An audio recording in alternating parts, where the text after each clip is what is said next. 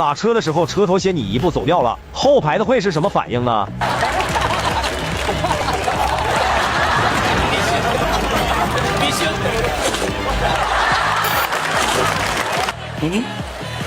这缺德的导演为了整人，是什么损招都想得出来啊！他们为了看到艺人懵逼的表情，直接就把出租车劈成了2半。而第一个倒霉蛋是齐藤，多损的导演以体恤下属的名义帮他交了一辆专车。齐藤正寻思这抠门的导演怎么突然就转性了呢？然后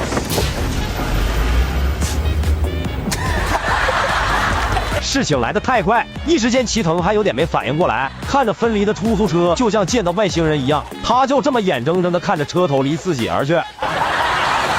好容易反应过来，在车子的后半伸下来，就在他不知道怎么办的时候，车头又缓缓地在他身后出现了。懵逼地盯着车头向着自己逼近，他还以为是要和车尾来一个对接呢，可结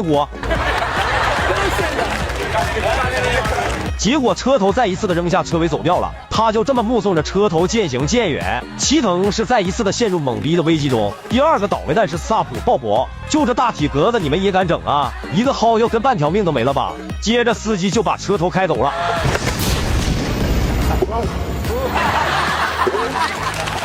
黑哥直接就被吓懵逼了，他还以为是自己太重给车子压断了呢，然后满脸惊恐的左顾右盼。